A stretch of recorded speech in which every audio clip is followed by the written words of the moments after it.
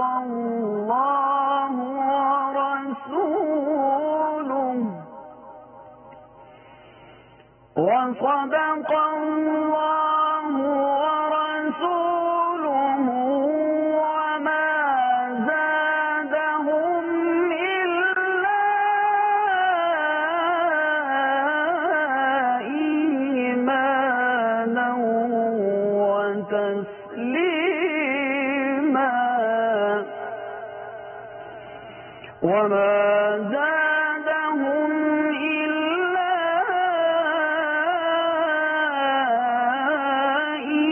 إيمانا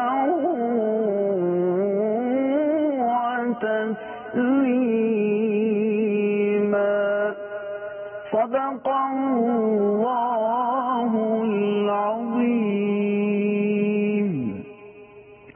ارشاد باری تعالیٰ ہے، اور جب مومنوں نے کافروں کے لشکر کو دیکھا تو کہنے لگے یہ وہی ہے جس کا خدا اور اس کے پیغمبر نے ہم سے وعدہ کیا تھا، اور اللہ تعالی اور اس کے رسول صلی اللہ علیہ وآلہ وسلم نے سچ کہا تھا، اور اس سے ان کا ایمان اور اطاعت اور زیادہ ہو گئی ہے.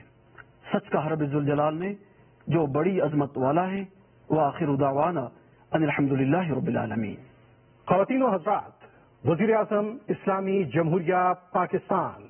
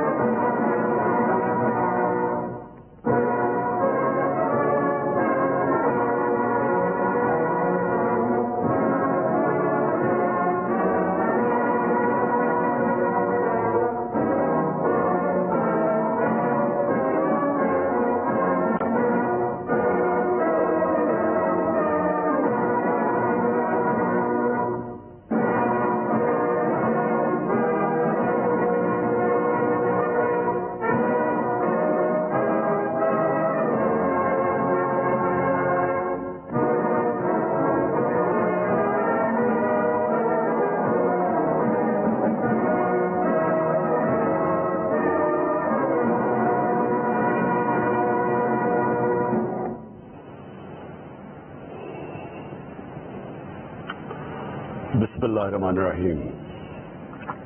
ایاک نعبد و ایاک نستعین. اللہ تیری عبادت کرتے ہیں اور صرف تیرے سے مدد مانگتے ہیں. میرے پاکستانیوں، آج میں نے آپ سے بڑی اہم بات کرنی ہے اپنے ملک کے مستقبل کے لیے، اور میں نے یہ فیصلہ کیا کہ یہ میں لائیو کروں گا. یہ ریکارڈڈ نہیں ہے، یہ آپ کے پاس لائیو جائے گی بات.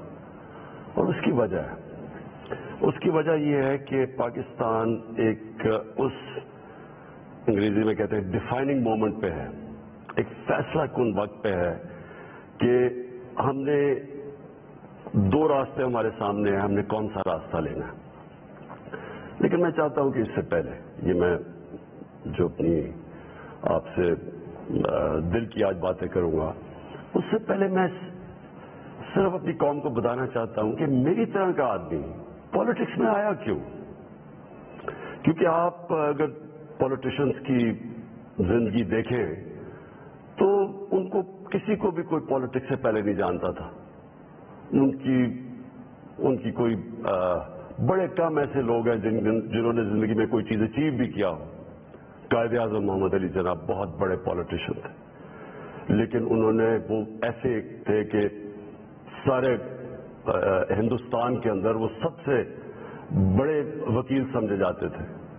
تو ایک وہ یعنی ان کی حیثیت تھی پالیٹکس پہ آنے سے پہلے. لیکن آپ زیادہ تر لوگوں کو دیکھیں تو پالیٹکس میں تو سے پہلے کوئی ان کا نام بھی نہیں جانتا تھا. تو میں تو وہ ایک خوش قسمت انسان اللہ کا خاص شکر ادا کرتا ہوں کہ مجھے تو اس نے سب کچھ دے دیا تھا. یعنی کوئی بھی شاید ہی کسی کو اتنی شہرت ملے، جتنا میری زندگی میں ضرورت تھی اتنا پیسہ میرے پاس تھا.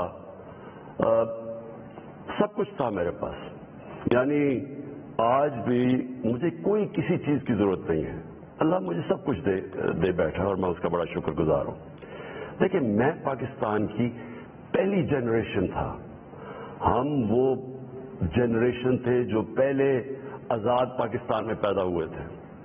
پاکستان میرے سے صرف 5 سال بڑا ہے، تو میرے ماں باپ جو تھے، میں بار بار لوگوں کو بتاتا ہوں، وہ ایک غلامی کے دور میں پیدا ہوئے تھے، وہ انگریز کے دور میں پیدا ہوئے تھے، اور میں جب تک بڑا ہوتا رہا، کیونکہ انہوں نے پاکستان موومنٹ میں شرکت کی تھی، وہ مجھے ہمیشہ یہ احساس دلواتے تھے کہ تم بڑے خوش قسمت ہو، آزاد ملک میں پیدا ہوئے ہو، تمہیں نہیں پتا کہ جو بھی آپ کر لیں غلامی کیا ہوتی ہے، کیونکہ ایک سطح سے اوپر آپ جا ہی نہیں سکتے، کیونکہ اس کے اوپر آپ کے حکمران بیٹھے ہوئے تھے۔ تو ایک بڑا جو بھی خوددار لوگ تھے ان کو بڑا برا لگتا تھا یہ جو انگریز کی غلامی تھی۔ تو ہم بڑے ہوئے، میرے بہنیں اور میں، ہمیں یاد ہے کہ بچپن سے یہ بتایا گیا۔ تو جو یہ خودداری ہے نا، یہ ایک آزاد قوم کی نشانی ہوتی ہے۔ اور جب میں نے پالیٹکس شروع کیا، میں آپ کو بتاؤں پالیٹکس میں بھی کیوں آیا تھا، میں اس لیے آیا کہ میں ایک تو پالیٹکس کا اسٹوڈنٹ تھا، یونیورسٹیز میں نے پالیٹکس پڑھی ہوئی تھی، پاکستان کی اور دنیا کی پالیٹکس کے اوپر مجھے پتا تھا، تاریخ کا پتا تھا۔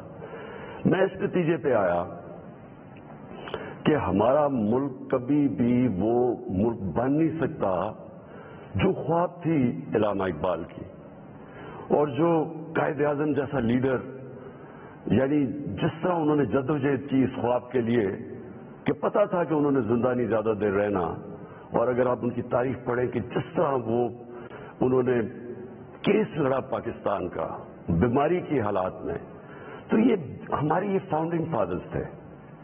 تو جو پاکستان کا مقصد تھا وہ تو ایک بڑا عظیم مقصد تھا کہ ہم نے ایک اسلامی فلاحی ریاست بننا تھا۔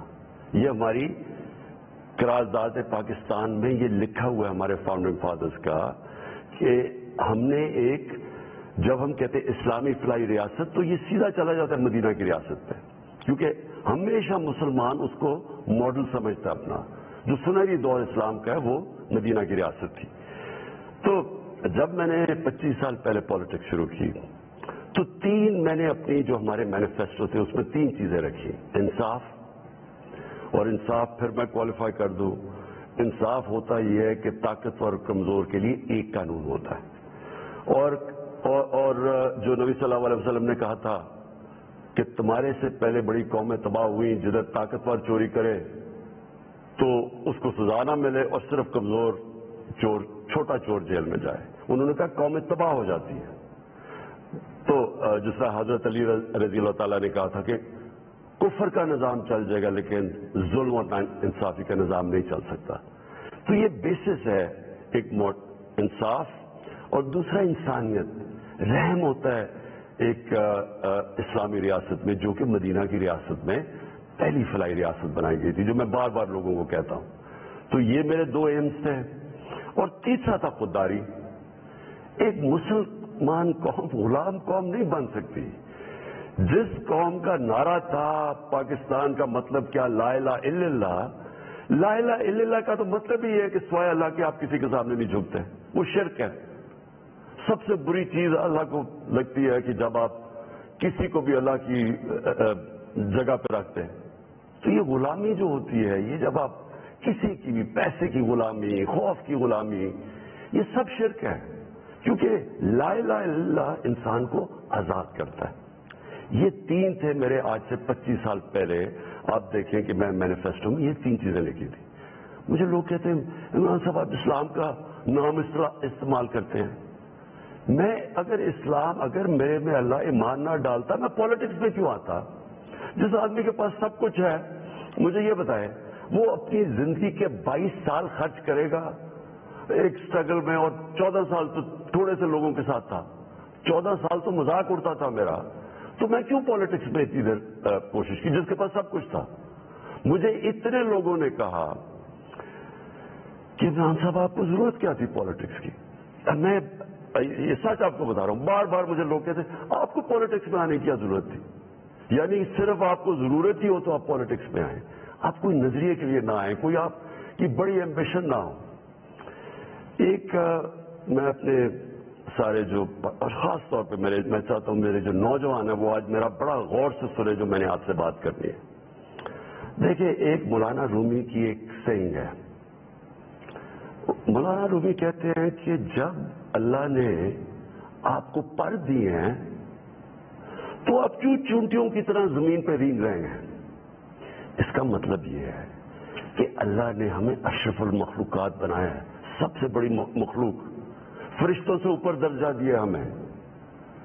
فرشتوں کو کا انسان کے سامنے جھکو، اور شیطان کو اس لیے نکالا گیا، وہ عبادت بڑی کرتا تھا، اس نے ان کا حکم نہیں مانا، اس میں تکبر تھا، اس نے کہا میں نہیں جھکتا۔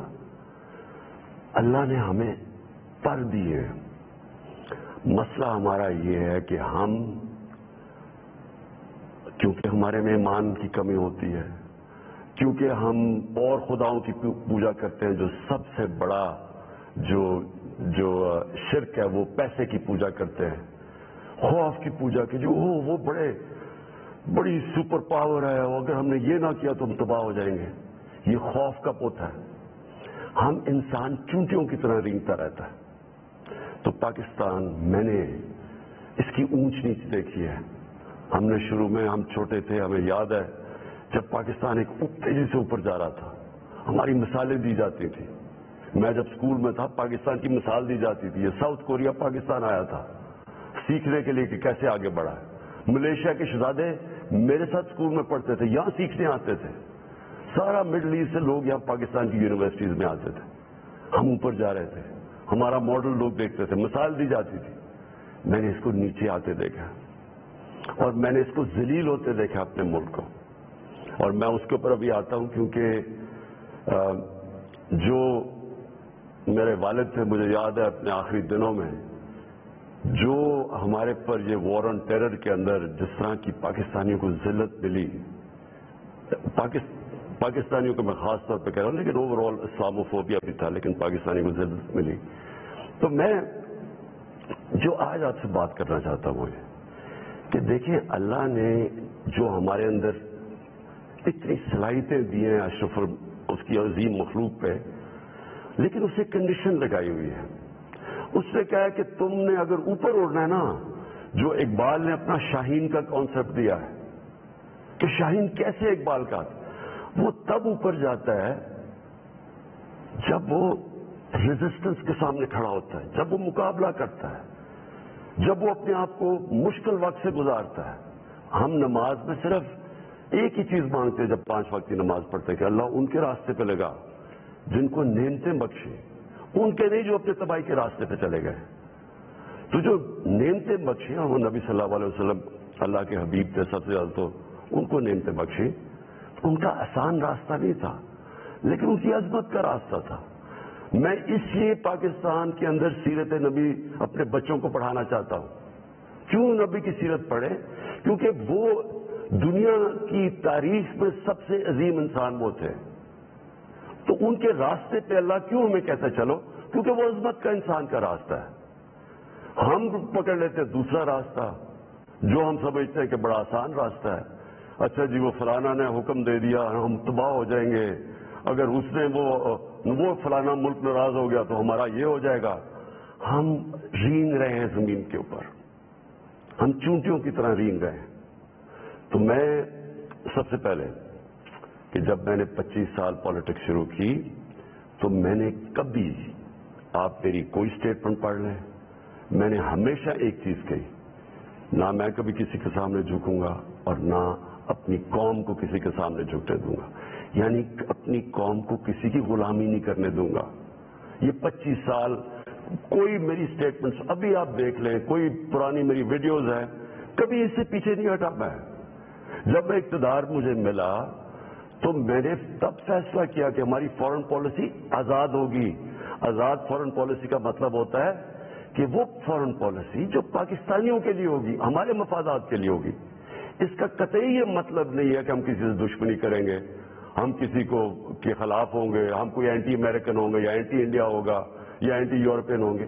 میں تو سب سے پہلے، میں وہ پاکستانی ہوں سب سے زیادہ ہندوستان کے اندر جو جانتے تھے اور جو رسپیکٹ اور میری دوستیاں تھیں وہ میں پاکستانی تھا کرکٹ کی وجہ سے. میں امریکہ کو بڑی اچھی طرح جانتا ہوں، ان کے پولیٹیشین، ان کے لوگوں کو جانتا ہوں. انگلینڈ کو تو آپ اس طرح کہ میرا دوسرا گھر تھا ایک وقت، تو میں تو جانتا ہوں. میں نے کبھی یہ نہیں، کبھی کسی بھی انسانی معاشرے میں کبھی اس کے خلاف ہو ہی نہیں سکتا. ہاں، ہم ان کے اندر جو ان کی غلط پالیسیز ہے اس کی میں تنقید کرتا ہوں. میں نے جب پاکستان نے شرکت کی وار آن ٹیرر میں، یعنی جب جنرل مشرف ہمیں امریکہ کی جنگ میں لے کے گئے، میں اس میٹنگ میں تھا، میں اس کمرے میں تھا. اسی کمرے کے اندر سارے پولیٹیشنز بیٹھے ہوئے تھے، جس کے اندر ہیڈز آف پارٹیز بلائے تھے، جس میں باقی بھی تھے، میں بھی تھا. اسی کمرے کے اندر ہمیں کہا گیا کہ جی اگر ہم نے امریکہ کی حمایت نہ کی تو انگریزی کا لفظ وونڈڈ بیئر کی طرح ہے، ایک زخمی ریچھ کی طرح ہے، وہ ہمیں نہ غصے میں شاید ہمیں نہ مار دیں. اور مجھے یاد ہے میں نے بار بار میڈیا پہ، پارلیمنٹ میں، ہر جگہ میں نے کہا کہ ہمارا اس جنگ سے کوئی لینا دینا نہیں تھا. 9/11 میں کوئی پاکستانی ملوث نہیں تھا. ہمیں کیا ضرورت ہے کہ ہم اپنے ملک کو کسی کی جنگ میں لے جائیں؟ ہم ان کی مدد کریں. اگر ان کے ملک میں دہشت گردی ہوئی ہے، ہم دہشت گردی کے خلاف ہیں، ہمیں ان کی مدد کرنی چاہیے. لیکن کیا اس کا مطلب یہ ہے کہ ہم پاکستانیوں کو قربان کر دیں کسی کی جنگ میں؟ اور پھر ہم نے غلطی کیا کی؟ سب سے بڑی جو جنرل مشرف نے غلطی کی، 80 کی دہائی میں ہم نے پاکستان فرنٹ لائن اسٹیٹ بن گیا جی کہ ہم امریکہ کے حمایتی ہیں، ہم اس کے ایلائی ہیں، ہم سوویت یونین کے خلاف جہاد لڑ رہے ہیں. اور ساری جہاد پاکستان کے قبائلی علاقے سے لڑی گئی، اور باہر سے لوگ ہم نے بلائے اور ہم نے ان کو ٹرین کیا اور یہاں سے مجاہدین گروپس گئے. ہم نے ان کی پوری حمایت کی، ان کو بتایا کہ فورن آکوپیشن، کیونکہ ہم اس لیے لڑ رہے ہیں کہ افغانستان کے اوپر فورن آکوپیشن ہے، اس لیے ہم لڑ رہے ہیں جہاد.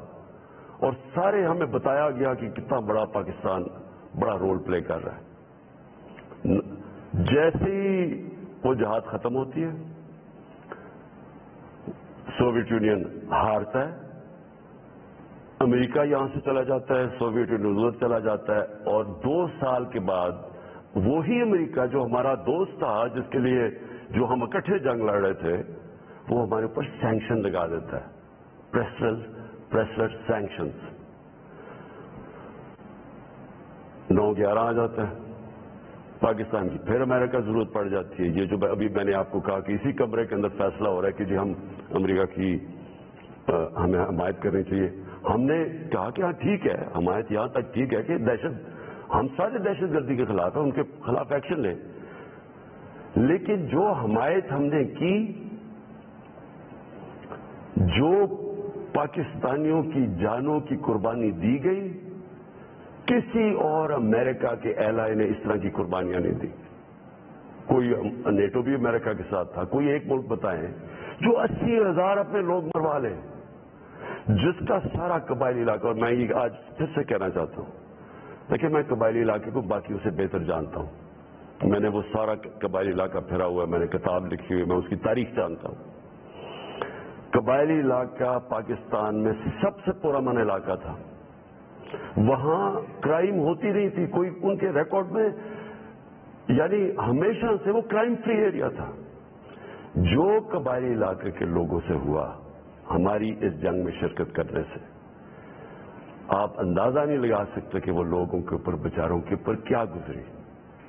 وہاں لوگ مارے گئے، ادھر سے لوگ کھڑے ہو گئے جن لوگوں کو، اب سوچیں ہم لوگوں کو کہہ رہے ہیں کہ جہاد کرنا، کہ باہر سے آکوپیشن ہو، وہ سب سے عظیم چیز ہے. اور اب امریکن جب وہاں پہنچ گئے تو ہم نے کہا نہیں آپ دہشت گردی ہے. اب ظاہر ہے وہ لوگوں کو آپ 10 سال میں ایک طرف سے دوسری طرف تو نہیں لے جا سکتے تھے، وہ انسان تھے، ان کو ہم نے یہ بتایا ہوا تھا کہ یہ جہاد ہے. وہ جب انہوں نے پاکستان کے خلاف شروع ہو گئے، اور وہ جو پرانے جہادی گروپ ٹرین کیے تھے وہ بھی پاکستان کے خلاف ہو گئے، تو اس سے انہوں نے ہمیں کہا کہ ہم کولیبریٹرز ہیں امریکہ کے، جہاں جو پاکستان میں خود کش حملے ہوئے، جو قبائلی علاقہ اجڑا گیا، جو یہاں میں پتہ نہیں کتنے ہسپتالوں میں گیا، میں تو جو لوگ بچ گئے تھے، کسی کی ٹانگیں نہیں ہیں، کوئی چل نہیں سکتا، کسی آنکھیں نہیں ہیں، ہاتھ اڑے ہوئے ہیں. تو اس ساری جو ہم نے جب اس کی اتنی زیادہ قربانیاں دی اپنے ملک کی، اس کا کوئی کریڈٹ ملا پاکستان کو؟ کیا کسی نے کہا کہ آپ نے بڑا زبردست کام کیا، شکریہ پاکستان؟ یہ نہیں ہوا. وہاں سے آوازیں آنی شروع ہو گئیں افغانستان کی. یہ افغانستان آزاد ہونے سے پہلے کی بات کر رہا ہوں میں، کہ جی پاکستان کی دوگلی پالیسی کی وجہ سے وہ نہیں جیت سکتے. یہاں ہمارے لوگوں کو بار بار کہا گیا کہ ڈو مور، کہ ابھی آپ نے اور نہیں کیا. ڈرون اٹیکس ہوئے، ڈرون اٹیکس میں جتنے بے قصور لوگ مارے گئے. مجھے یاد ہے میں گیا وہاں باجوڑ میں ڈرون اٹیک ہوا، 80 مدرسے کے بچے مار دیے. شادیوں کے اوپر ڈرون اٹیک ہو رہا ہے. تو پاکستان کس عذاب سے گزرا؟ کہ میں بیک گراؤنڈ اس لیے دے رہا ہوں کیونکہ آپ کو پتا ہونا چاہیے کہ میری آج پالیسی کیا ہے. کیا جو تنقید ہو رہی ہے کہ جی عمران خان یہ جو ہمیں ڈاکیومنٹ ملی ہے، پہلے میں بیک گراؤنڈ آپ کو بتا دوں کہ یہ سارے وقت میں اس کی مخالفت کرتا رہا. آپ مجھے طالبان خان انہوں نے کہا، جب میں یہ کہتا تھا کہ یہ پاکستان کی جنگ نہیں ہے اور یہ جو ہو رہا ہے یہ ظلم ہو رہا ہے، یہ جو ڈرون اٹیکس کے خلاف میں نے مظاہرے کیے، واحد پولیٹیشین تھا، میں نے دھرنے دیے ڈرون اٹیکس کے خلاف، میں نے وزیرستان مارچ کی، باہر سے ہیومن رائٹس امریکہ سے آرگنائزیشن آئی، انہوں نے میرے ساتھ حمایت کی. ایک کلائیو اسٹیڈٹ اسمتھ تھا وکیل، اس نے میرے ساتھ آ کے حمایت کی کہ یہ اتنا بڑا ظلم ہے. کوئی ہمارے سینئر پولیٹیشین لیڈرز نے کوئی بات نہیں کی. ڈرے ہوئے ہیں، خوف زدہ، کہیں امریکہ نہ ناراض ہو جائے. کون سے قانون میں یہ لکھا ہوا ہے کہ آپ کا اپنا جس کے لیے آپ جنگ لڑ رہے ہیں وہی آپ کے ملک میں آئے، ڈرون اٹیک کرے، جج جوری ایکزیکیوشنر، یعنی وہی فیصلہ کرے کون دہشت گرد ہے، اس کو مار دے، کوئی پتہ نہ تحقیق ہو کہ جی کوئی بے قصور آدمی تھا یا واقعی دہشت گرد تھا. ہماری حکومتوں نے پوری طرح اس جرم میں شرکت کی،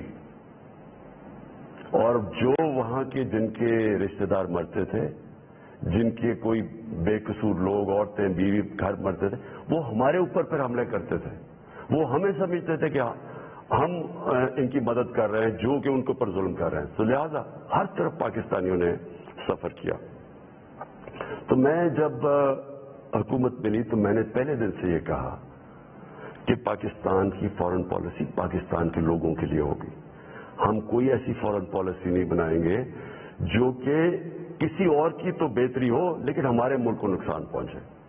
تو یہ کسی کے خلاف نہیں تھی، یہ اینٹی امریکن یا اینٹی یورپین، اینٹی انڈین بھی نہیں تھی.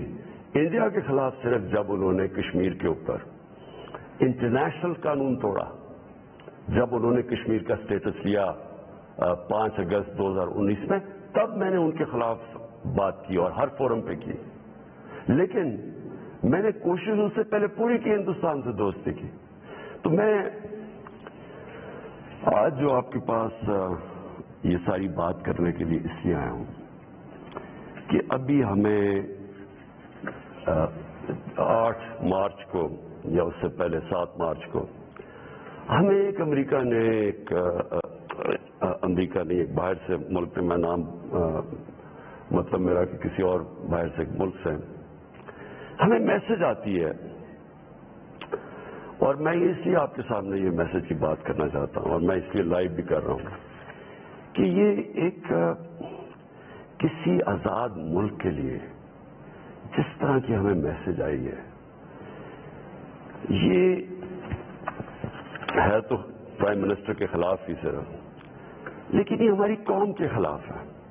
مجھے جو اس سے سب سے زیادہ تکلیف ہے وہ یہ نہیں ہے کہ یہ اس میسج میں واضح یہ لکھا ہوا ہے کہ جناب اگر یہ جو عدم اعتماد، اور ان کو پہلے سے پتا تھا، ابھی اعتماد یا درج نہیں ہوئی تھی، ان کو پہلے سے پتا چل گیا کہ عدم اعتماد کی آ رہی ہے پاکستان کے اندر یہ اپوزیشن رکھنے لگے. تو اس کا مطلب کہ یہ جو ہو رہا تھا یہ پہلے سے ہی ان کے باہر کی لوگوں سے رابطے تھے. اچھا اس میں پھر مزیدار چیز یہ ہے کہ وہ یہ پاکستان کی قیادت یا پاکستان کی گورنمنٹ کے خلاف نہیں ہے, وہ صرف عمران خان کے لیے. وہ یہ کہتے ہیں کہ ہمیں, اور ایک بہانہ مارتے ہیں کہ ہمیں کیوں غصہ پاکستان پہ, لیکن کہتے ہیں کہ وہ غصہ تب بالکل ٹھیک ہو جائے گا, ہم معاف کر دیں گے پاکستان کو اگر عمران خان یہ عدم اعتماد کی یہ ہار جاتا ہے. یعنی اگر عمران خان چلا جاتا ہے تو پاکستان کو معاف کر دیتے ہیں, لیکن اگر یہ عمران خان کے خلاف فیل ہو جاتی ہے تو پھر پاکستان کو ایک مشکل وقت کا سامنا کرنا پڑے گا. دیکھیے, جو پھر سے میں یہ کہتا ہوں کہ ایک الیکٹڈ پرائم منسٹر کے خلاف کوئی بھی دوسرا ملک یہ اس طرح, اور یہ ریکارڈڈ ہے, یہ میں آپ کو یہ بتا دوں کہ یہ نہیں کہ یہ دیکھ رہا ہوں کئی میڈیا کے لوگ اس کو کور کرنے کی کوشش کر رہے ہیں کہ جی وہ ایسا نہیں تو فلانا نہیں تو وہ پتہ نہیں, یہ نہیں. یہ آفیشیل ڈاکیومنٹ ہے جو گورنمنٹ آف پاکستان کو, ہمارے ریپرزینٹیٹیو امبیسڈر کو نوٹس لے رہے تھے لوگ, جس میں یہ کہا گیا, اور یہ کہا بیسکلی یہ کہا گیا کہ اگر عمران خان رہتا ہے وزیر اعظم تو ہم آپ کے ساتھ ہمارے آپ تعلقات بھی خراب ہو جائیں گے اور آپ کو مشکلوں کا سامنا کرنا پڑے گا. تو میرا سب سے اپنی قوم سے آج یہ سوال ہے کہ کیا یہ ہماری حیثیت ہے, 22 کروڑ کی ہم قوم ہیں, کہ ہمیں ایک کوئی باہر کا ملک, اور کوئی وجہ بھی نہیں بتایا, کوئی اس پہ کوئی وجہ نہیں, بس یہ کوئی ایک چیز بتا دی کہ جی وہ عمران خان نے اکیلا کو فیصلہ کیا روس جانے کا, حالانکہ جب رشیا جانے کا فیصلہ تھا اس کے اندر ہماری ساری فارن آفس کی پوری مشاورت تھی, ہماری ساری عسکری قیادت کی مشاورت پوری تھی. میں نے بلکہ فورن سیکرٹریز کو اسی کمرے میں بلایا جو پرانے ریٹائرڈ تھے, ان سے ہم مشاورت کر کے گئے, لیکن اس کے اندر لکھا ہوا کہ نہیں صرف وہ ہمارا امبیسڈر ان کو بتا رہا ہے کہ نہیں یہ مشاورت ہے, اس نے کہا نہیں یہ صرف عمران خان کی وجہ سے گیا. اور پھر انہوں نے یہ جو باقی لکھا کہ اگر جب تک وہ ہے تو ہمارے تعلقات اچھے نہیں ہو سکتے. اب میرا سوال یہ ہے کہ وہ اصل میں یہ کہہ رہے ہیں کہ یہ جب جائے گا تو جو باقی جو آئیں گے واپس, جو دوسرے عمران خان کی جگہ آئیں گے, ان سے ہمیں کوئی مسئلہ نہیں ہے. تو میں اصل اپنی قوم کے سامنے یہ چیز رکھنا چاہتا ہوں, میرا یہ جو آج آپ سے بات چیت کرنے کا ہے یہ تو نہیں ہے کہ کوئی باہر سے ایک ملک چلے یہ کہہ دے کہ ہاں جی ہمیں نہیں پسند آپ کی فورن پالیسی, پتہ نہیں کوئی وجہ کیا بتا رہے کہ جی آپ روس چلے گئے, وہ تو اور یورپین لیڈرز بھی روس چلے گئے تھے, لیکن خاص پاکستان کو کہ آپ کیوں چلے گئے ہیں, جس طرح کہ ہم کوئی ان کے نوکر ہیں. لیکن جو اس میں سب سے ڈسٹربنگ چیز کیا ہے کہ ان کے رابطے ان لوگوں سے ہیں جن کے ذریعے یہ ساری سازش ہوئی ہے, جو یہاں بیٹھے ہوئے ہیں. اور یہاں کون بیٹھے ہوئے ہیں؟ 3 اسٹوجز. اسٹوجز کا مطلب ہوتا ہے جو کہ بڑے وفادار غلام ہوتے ہیں. یہ وہ لوگ ہیں. اب یہ رسول نے کہ یہ چاہ کیا رہے ہیں, یہ چاہ یہ رہے ہیں کہ عمران خان جائے, لیکن اگر یہ آ جائے واپس, یہ جو ابھی جنہوں نے عدم اعتماد کیا ہوا ہے, تو پھر سب ٹھیک ہو جائے گا. تو سب سے پہلا میرا سوال یہ ہے کہ کیا یہ اپنے ملک کے اندر اجازت دیں گے کسی کو قیادت میں آنے کے لیے جن کے اوپر نیب کے کیسز ہوں, جن کے اوپر اربوں روپے کے کیسز ان کی عدالتوں میں ہوں, وہ جو کہ ایک مجرم ڈکلیئر کر دیا گیا پاکستان کی عدالت میں, جو کہ جھوٹ بول کے بھاگا ہوا ہے, کیا وہ ان لوگوں کو جن کے اوپر باہر ان کے ملکوں میں, باہر کے ملک مضمون لکھے ہوئے ان کی چوری کے اوپر, کرپشن پہ, BBC کی 2 ڈاکیومنٹریز آئی ہوئی ہیں ان کی چوری کے اوپر, کیا اپنے ملک میں اس طرح کے لوگوں کو ایک قیادت پہ آنے دیں گے؟ اور اگر اپنے ملک میں اتنی سی جھوٹ بولنے پہ یہ نکال دیتے ہیں ایک پرائم منسٹر کو, ہیرلڈ میک ملن تھا, جھوٹ بولنے میں اس کو نکال دیا. छोटी छोटी चीजों के ऊपर वो इतना अपने लोगों का, उनका जो इखलाकी म्यार है वो इस सतह पे है, छोटी सी चीज पे वो निकाल देते हैं। तो हमारे मुल्क में जो कि नैब में अरबों रुपए के केसेस इनके, और अभी 30 साल से इनके ऊपर केसेस है। पहले जो केसेस थे वो जनरल मुशर्रफ ने इनको एनआरओ दी, वो सारे केसेस माफ करवाए, फिर ये 10 साल में मजीद और केसेस चढ़ गए अरबों रुपए के। उनको ये कह रहे हैं कि वो ठीक है, वो ठीक है, लेकिन इमरान खान इनको पसंद नहीं है। मुझे जो अगली चीज समझ नहीं आ रही है, और मैं ये अपनी कौम से पूछना चाहता हूं कि जब उनको भी पता है, क्योंकि ये याद रखना मेरे पाकिस्तानियों कि जब उनकी जो इंटेलिजेंस होती है वो सारी बैकग्राउंड पता होता है हर का, मेरा उनको सब पता है, इन सारे जितने भी पॉलिटिकल लीडर्स हैं इनकी सब बैकग्राउंड पता है, इनको उनकी एक एक चीज पता है कि इनके कितने पैसे मुल्क के किस अकाउंट्स में पड़े हुए बैरून मुल्क, इनको सब पता है कि इनकी प्रॉपर्टीज बेनामी जो इन्होंने बाहर ली हुई हैं बड़ी बड़ी अरबों अरबों रुपए की, हर डिटेल इनके पास है। एक हमारा यंग पॉलिटिशियन है, एक किताब है रॉन सुस्किन की the way of the world, उस किताब में वो लिखता है कि उनकी नेशनल सिक्योरिटी जो थी वो टेप कर रही है, उसकी वालदा उसको टेलीफोन करके बैंक अकाउंट्स बता रहे हैं, यानी इधर तक उनको पता है। तो हमारे ये जो अब ये 3 लोग इनको जो पसंद आ गए हैं, इनकी क्या खासियत इनको पसंद आई है?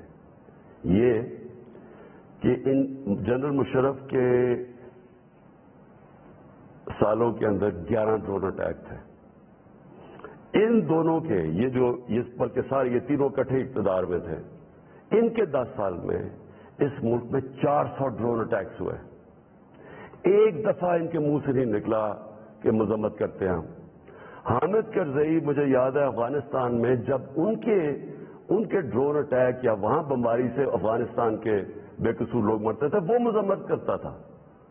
जिधर अफगानिस्तान में फौरन फौजें थी, यहां हम बैठे हुए हैं 400 ड्रोन अटैक्स में एक दफा किसी ने मजम्मत नहीं की, इसलिए उनको ये सूट करते हैं।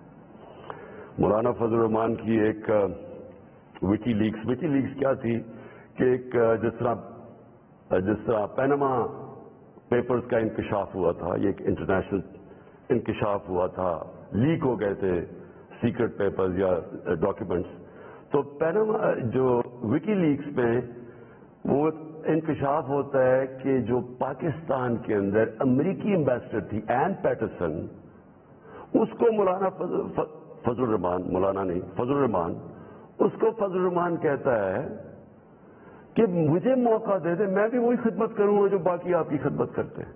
ये विकी लीक्स में था।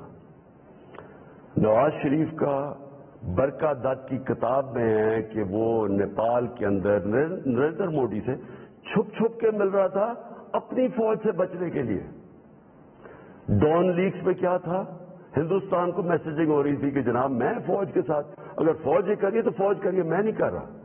ये सोचेंगे, कभी आप सोच सकते हैं कि मेरे आर्मी चीफ को, जनरल बाजवा को कोई बाहर की कुव्वत कहे कि ये दहशतगर्द है, और मैं चुप करके बैठा रहूं और वो मेरी तारीफ करे और उसको बुरा भला कहे। जनरल राहिल शरीफ को नरेंद्र मोदी दहशतगर्द कह रहा था, दहशतगर्द का चीफ, और नवाज शरीफ से दोस्ती थी और शादियों पर इन्विटेशन थी। ये इन लोगों को ये चाहते हैं। आसिफ जरदारी का बॉब वुडवर्ड की किताब के अंदर है कि उनके सीआईए चीफ जब उनसे कहता है, वो कोलैटरल डैमेज की बात की, कोलैटरल डैमेज का मतलब कि जब बॉम्ब गिरता है तो बेकसूर लोग मारे जाते हैं, तो उसको कहता है कि फिक्र ना करें अगर ड्रोन अटैक में बेकसूर लोग मारे जाते हैं, मुझे नहीं फर्क पड़ता। ये पाकिस्तान का प्रेसिडेंट कह रहा है दूसरों को, जिसको थोड़ा सा, और किताब में वो लिखता है कि वो हैरत आती है कि ये कैसे मुल्क का सदर बात कर रहा है। इस तरह के लोग उनको पसंद है। और शहबाज शरीफ उसकी स्टेटमेंट कि जी इमरान खान ने बड़ी गलती की, एब्सोल्युटली नॉट कह के, यानी ये जो इनके दौर में मैं एब्सोल्युटली नॉट क्या था, मैंने सिर्फ ये बात कही कि हम अमन में आपके साथ हैं, हम जंग में आपके साथ नहीं हैं, हम किसी कॉन्फ्लिक्ट में आपके साथ, لیکن جو بھی آپ امن افغانستان میں کہیں چاہتے ہیں ہم ساتھ ہیں آپ کے. میری پالیسی آپ میں بتاؤں کہ کیونکہ ہم انڈیپینڈنٹ یعنی ہم ایک انڈیپینڈنٹ فارن پالیسی چاہتے ہیں, ہماری کریڈیبلٹی ہوتی ہے کہ ہم ثالث کا کردار پلے کر سکتے ہیں. وہ صرف تب ہوتی ہے جب آپ لوگ سمجھیں کہ آزاد ہے آپ کی فارن پالیسی. جب لوگ پہلے سے سمجھتے ہیں کہ جی جدھر سے حکم آئے گا آپ نے وہی کرنا ہے, آپ کو اتنی بھی شرم نہیں ہے کہ آپ کے ملک میں بمباری کر رہا ہے آپ کا دوست اور آپ کے لوگ مرے اور آپ اس کو نہیں کچھ کہہ سکتے, کس نے آپ کی کیا کریڈیبلٹی ہو رہی ہے اور دنیا نے کیا عزت کرنی ہے آپ نے. جب ہم یہ وار آن ٹیرر میں حصہ لے رہے تھے, بیرون ملک پاکستانیوں سے میرا تعلق بہت ہے. کبھی ان سے پوچھے کہ ان کو کس ذلت کا سامنا کرنا پڑا. ایئرپورٹس کے اوپر ان سے کیا ہوتا تھا, پکڑ پکڑ کے ان کو ڈیٹین کر دیتے تھے, عام بے قصور لوگوں کو پکڑ کے پاکستانی کو جیل میں ڈال دیتے تھے باہر کی ملکوں, جبکہ یہاں ہم ان کے لیے جنگ لڑ رہے ہیں, باہر پاکستانی دشمن بنے ہوئے ہیں. کبھی کسی سے پوچھے کہ ان بیچاروں سے کیا, کتنے پاکستانیوں کو جیلوں میں ڈالا گیا, کسی نے کوئی بات کی, کسی نے ان کے لیے اسٹینڈ. تو میں جب یہ میں کسی کے اگینسٹ نہیں بات کرتا, میں صرف یہ کہتا ہوں کہ میری جو سب سے بڑی ذمہ داری ہے وہ میرے 22 کروڑ لوگ ہیں, میں ان کے لیے فارن پالیسی بناؤں گا. تو یہ جو شہباز شریف کہتے ہیں ایبسولوٹلی ناٹ, میں نے نہیں کہنا تھا, کیونکہ آپ کا تو پاور میں آنے میں مقصد ہی کچھ اور ہے. آپ نے کب پاکستانیوں کے لیے اسٹینڈ لیا؟ بتائیں کتنی دفعہ یہ جب بمباری ہو رہی تھی آپ کے منہ سے آواز نکلی, اور آپ کے بھائی صاحب کبھی بات کر ہی نہیں سکتے کیونکہ آپ کے سارے جو اربوں روپے سب پتہ ہے ان کو کدھر پڑے ہوئے ہیں. اور دوسری چیز یہ کہا کہ جی یہ جو ڈاکیومنٹ ہے یہ ٹھیک ہی نہیں ہے, اگر یہ ٹھیک ہو جاتی تو آپ ہمارے ساتھ آ جاتے. تو آج نیشنل سیکورٹی پارلیمنٹ کی کمیٹی کے اندر جب رکھی گئی, کیوں نہیں آپ نے آ کے دیکھی؟ ہم نے یہ ڈاکیومنٹ پہلے لوگوں نے کہا کہ نہیں جی یہ ٹھیک نہیں ہے, مذاق اڑایا گیا, جی جعلی ہے. پہلے میں نے کیبنٹ میں رکھی, ساری کیبنٹ کو بتایا گیا, منٹس کیبنٹ کے بنے کیونکہ سب سے ٹاپ فورم پاکستان کا وہ ہے. اس کے بعد نیشنل سیکورٹی کاؤنسل کی میٹنگ کی, میں نے سارے اپنے سروس چیف سب کے سامنے رکھی وہ ڈاکیومنٹ. اس کے بعد یہ پارلیمنٹ کی کمیٹی کے اندر لے کے گیا اور سینئر جرنلسٹ کو ہم بتایا, صرف یہ کہنے کے لیے کہ یہ کوئی ڈاکیومنٹ کوئی پبلک کو یعنی اکسانے کی بات نہیں ہے. یہ جو میں نے آپ کو بتایا اس سے زیادہ یہ خوفناک اس میں چیزیں اس ڈاکیومنٹ کے اندر. میں اب آخری بات پہ آنے لگا ہوں, اور وہ یہ ہے کہ ہماری اب سنڈے کو ووٹ دی جائے گی. اس سنڈے کو اس ملک کا فیصلہ ہونے لگا کہ یہ ملک کس طرف اب جائے گا. کیا وہی غلامانہ پالیسی, کرپٹ لوگ جن کے اوپر 30 سال سے کرپشن کے کیسز ہیں, نیب میں ان کے کیسز پڑے ہیں, بدقسمتی سے کوئی اور ملک ہوتا جس کے اندر یہ انصاف کا نظام زیادہ طاقتور کو قانون کے نیچے لانے جن کہتا ہے, اور جو بھی خوشحال ملک ہیں دنیا میں, جو بھی جن ملکوں کے اندر غربت نہیں ہے, خوشحالی ہے, جو پروگریس کر چکے ہیں, ترقی یافتہ ملک ہیں, ان سارے ملکوں کی ایک چیز آپ کو کامن ملے گی کہ طاقتور مجرم کو ان کی صلاحیت ہوتی ہے قانون کے نیچے لانے کی. ہمارا ابھی تک انصاف کے نظام میں وہ صلاحیت نہیں ہے. یہ ہماری بڑی بدقسمتی ہے کہ اربوں روپے کے ان کے پاس کیسز ہیں, کچھ نہیں ہو رہا. تو کیا قوم ان کو پھر جو 30 سال سے کہہ رہے ہیں, اچھا کہہ رہے جی عمران خان نے ملک بڑا خراب, آج کیوں یہ سارا کہہ رہے ڈرامہ عمران خان نے ملک خراب کر دیا؟ عمران خان تو ابھی 3.5 سال ہوئے, 30 سال سے تو آپ باریاں لے رہے ہیں اس ملک کے اوپر. تو یہ اگر ملک خراب تھا, یہ اگر حالات برے تھے تو یہ کیا 3.5 سال میں ہو گئے ہیں؟ اور میں چیلنج کرتا ہوں کہ 3.5 سال میں جو ہم نے کیا ہے, کسی بھی فورم انڈیپینڈنٹ ماہرین کو آپ بٹھائے ان سے پوچھیں, میں چیلنج کرتا ہوں کہ 3.5 سال میں جو پاکستان میں ہوا ہے کہ ان کے کسی دور میں نہیں ہوا. تو یہ جو اب سارے اکٹھے ہیں, یہ قوم نے فیصلہ کرنا ہے کہ کیا یہ جو ووٹ ہونی ہے سنڈے کو, اس میں کون کدھر جائے گا؟ مجھے لوگوں نے کسی نے کہا جی وہ عمران خان آپ ریزائن کر دیں. میں ریزائن کر دوں؟ میں جو میرے ساتھ کرکٹ کھیلتے تھے وہ ساری دنیا 20 سال جو میں کھیلی ہے آخری گیند تک میں مقابلہ کرتا ہوں. میں کبھی ہار زندگی میں نہیں مانی. میں تو ووٹ کا جو بھی رزلٹ ہو جائے آپ دیکھیں گے کہ میں تو اس کے بعد اور زیادہ تکڑا ہو کے سامنے آؤں گا جو بھی رزلٹ ہو. لیکن میں یہ دیکھنا چاہتا ہوں اس دن یہ میں چاہتا ہوں میری ساری قوم دیکھے کہ کون جا کے اپنے ضمیر کا سودا کرے گا وہاں. اگر کوئی یہ کسی کو کہنے کی کوشش کر رہا ہے نا کہ جی ہمیں ایک دم پتا چلا کہ عمران خان تو یہ تو بہت ہی نااہل یا برا تھا، آپ کو ریزائن کرنا چاہیے تھا. ہم جمہوریت کے اندر لوگ ریزائن کرتے ہیں. لوگ تب نہیں کرتے کہ جب آپ دیکھیں کہ 20-25 کروڑ روپے آپ کو آفر ہو رہا ہے اور آپ چلے جائیں اور وہ پیسہ جو پہلی چوری کا پیسہ جس سے خریدا جا رہا ہے لوگوں کو، ساری قوم کے سامنے یہ ہو رہا ہے. وہ جگہ بنی ہوئی ہے جدھر میریٹ کے اندر یا سندھ ہاؤس کے اندر یہ تماشا چل رہا ہے ساری قوم کے سامنے. میں تو یہ پوچھنا چاہتا ہوں کہ ہمارے نوجوانوں کو ہم آج کیا سبق دے رہے ہیں؟ ہم کیا ان کو بتا رہے ہیں کہ یہ ہمارے جو پبلک ریپرزینٹیٹو ہیں ان کی قیمتیں لگی ہوئی ہیں؟ یہ ساری قوم کے سامنے ہو رہا ہے. یہ کوئی چھپی بات نہیں ہے. آپ الٹا بھی لٹک جائیں کوئی یہ نہیں مانے گا کہ ان 3 لوگوں کے پاس کوئی اس لیے جا رہا ہے کہ ان سے یہ تو بڑے کوئی نظریاتی لوگ ہیں. تو کوئی نہیں ماننے لگا کہ یاسر زرداری یا شہباز شریف، نواز شریف یا فضل الرحمانی کوئی نظریاتی لوگ ہیں. سب ان کو جانتے ہیں. صرف انہوں نے جو اپنے خلاف سٹیٹمنٹس دی ہوئی ہیں وہ 20 سال ذرا دیکھ لیں تو آپ سمجھ جائیں گے کہ یہ کوئی نظریاتی نہیں ہو رہا. یہ صرف اور صرف ضمیروں کا سودا ہو رہا ہے. یہ اپنے ملک کا سودا ہو رہا ہے. یہ اپنے ملک کی ساورنٹی کا سودا ہو رہا ہے.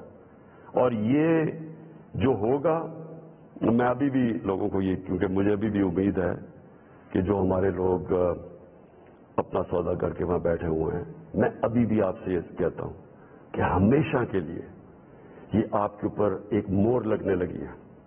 یہ نہ لوگوں نے آپ کو معاف کرنا ہے نہ لوگوں نے آپ کو بھولنا ہے. نہ آپ کی اس بات کو معاف کرنا ہے بھولنا ہے نہ جو لوگ آپ کو ہینڈل کر رہے ہیں نہ ان کو معاف کرنا ہے اور بھولنا ہے لوگوں نے. یہ ہمیشہ کے لیے لوگ یاد رکھیں گے کہ آپ نے اپنے ملک کا سودا کیا. ایک بیرون ملک سازش جو یہاں لوگوں کے ساتھ مل کے ایک وہ گورنمنٹ جس کی آزاد فورن پالیسی تھی اس کو گرانے کی کوشش کی گئی. یہ کوئی آپ کو معاف نہیں کرے گا. ہمارے برے صغیر کی تاریخ کیا ہے؟ میر جعفر اور میر صادق کون تھے؟ یہ وہ لوگ تھے جنہوں نے انگریزوں کے ساتھ مل کے بنگال کو غلام بنایا، انگریزوں کے ساتھ مل کے سراج الدولہ کو مروایا اور اپنی ذاتی مفادات کے لیے اپنی قوم کو غلام بنایا. اور دوسرے نے ٹیپو سلطان کو اس سے غداری کی، انگریزوں کے ساتھ مل کے اپنی قوم کو غلام بنایا. یہ موجودہ آپ کے میر جعفر اور میر صادق ہیں. باہر کی قوتوں کے ساتھ مل کے ایک ملک کے اندر یہ وہ چینج لے کے آ رہے ہیں جو کہ یاد رکھیں میں پھر ریپیٹ کرتا ہوں ساری زندگی یہ قوم آپ کو بھولنے نہیں دے گی. یہ وہ آپ کرنے جا رہے ہیں جو آنے والی ہماری نسلیں آپ کو معاف نہیں کریں گی. اور میں آپ کو یہ بھی بتا دوں آج کہ اگر آپ کا یہ خیال ہے کہ یہ سازش کو کامیاب ہونے دیں گے میں اس کے سامنے کھڑا ہوں گا. میری یہ اپنی قوم سے کمٹمنٹ ہے کہ ہمیشہ جب تک میرے میں خون ہے میں اس کا مقابلہ کروں گا. میری زندگی کو تو کوئی فرق نہیں پڑنے لگا. میں اپنے گھر میں رہتا ہوں، میں اپنے خرچے برداشت کرتا ہوں. میرا تو کوئی کیمپ آفس نہیں ہے. میرے تو آگے کوئی فیکٹریاں نہیں بنائی. نواز شریف نے اتنے دور میں 18 فیکٹریاں بنا لی تھی سرکاری بینکوں سے پیسے لے کے اور پھر بعد میں وہ قرضے معاف کروا لیے. نہ میرے کوئی رشتہ دار پالیٹکس میں. میں اپنے گھر میں رہوں گا، اپنے گھر میں رہتا ہوں. لیکن اس قوم سے یہ جو غداری ہو رہی ہے اور یہ جو ہونے جا رہی ہے سنڈے کو، میں یہ چاہتا ہوں کہ ایک لوگوں کا ایک غدار کی آپ شکل یاد رکھنا. یہ جتنا بھی ہے کہ اپنے لوگوں کو بتانے کی کوشش کریں کہ جی وہ ہو ایک دم ہمیں پتہ چلا کہ یہ کیا ہوا ہے، یہ کتنا برا وقت گزرا تھا. لوگ آپ کی کوئی بات ماننے نہیں لگے. یہ قوم جو ہے، میں پھر سے ریپیٹ کرتا ہوں آپ کو، میں آخری بات کہنے لگا ہوں، یہ قوم نہ یہ بھولے گی، نہ آپ کو معاف کرے گی، نہ جو لوگ آپ کے پیچھے ان کو معاف کرے گی. اور یہ اگر آپ کا کسی کا خیال ہے کہ عمران خان چپ کر کے بیٹھ جائے گا، کسی خوش فہمی میں نہ رہے. میرے میں اللہ نے مقابلہ کرنے کی صلاحیت دی ہے. ساری زندگی میں نے مقابلہ کیا ہے. میں کوئی وہ آدمی نہیں جس سے بیٹھے بیٹھے کسی نے پرچی دکھائی کہ جی مجھے تو پرچی میں پارٹی وراثت میں مل گئی ہے، یا میرا کوئی باپ کچھ تھا، یا میرا کوئی فلانا کچھ تھا، یا میں سریا لگاتے لگاتے جنرل جنانی کے گھر پہ مجھے کوئی وزارت مل گئی اور پھر چیف منسٹر. میں نے اسٹرگل کر کے یہاں پہنچا ہوں. مجھے اسٹرگل کرنی آتی ہے، مقابلہ کرنا آتا ہے. میں کسی صورت اس سازش کو کامیاب نہیں ہونے دوں گا. پاکستان پائندہ باد.